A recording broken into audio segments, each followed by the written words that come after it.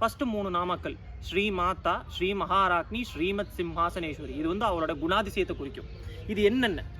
ஸ்ரீ மாதா, ஸ்ரீ மாதான்னு சொல்லும் போது அவ இந்த பிரபஞ்சத்தோட அன்னை, இந்த பிரபஞ்சத்தோட படைப்புக்கு அவத காரணம். இது ஒரு லெவல்ல சொன்னோம்னா உங்களுக்கு ஹிரண்ய கர்ப்பான ஒரு வார்த்தை இருக்குது. நீங்க வந்து சமஸ்கிருதத்துல ஹிரண்ய கர்ப்பானா என்னன்னா நம்ம சாஸ்திரத்துல வழிபடுத்தப்பட்டிருக்கு, நம்ம புராணங்கள்லயும் சொல்லப்பட்டிருக்கு. அதுக்கு அர்த்தம் என்னன்னா இந்த பிரபஞ்சத்தோட கர்ப்பம், காஸ்மிக் ஊம்பும்பாங்க. இந்த காஸ்மிக் பூம் தான் வந்து ஸ்ரீமாதா. ஸோ வந்து அவள் பிரதானமாக எடுத்துக்கிட்டிங்கன்னா அவள் தான் ஹிரண்ய கர்ப்பம். அவள் தான் அந்த பிரபஞ்சத்தோட கருவறை. அதில் தான் வந்து இந்த பிரபஞ்சமே உருவாகுது. நீங்கள் பிரபஞ்சத்தோட கருவறைக்குள்ளார தான் இருக்கிறீங்க. இங்கே இருக்கிற ஒரு துளி படைப்பு, நீங்கள், நான், இந்த சுற்றி இருக்கிற மரத்திலிருந்து செடி கொடி சூரியன் எல்லாமே வந்து அவளை கர்ப்பத்துக்குள்ளே இருக்கா. அப்போ அவள் கர்ப்பம் எவ்வளோ பெருசாக இருக்குன்னு பார்த்துக்கங்க. அதான் வந்து ஸ்ரீமாதா அப்படிங்கிற நாமம் வந்து குறிக்குது.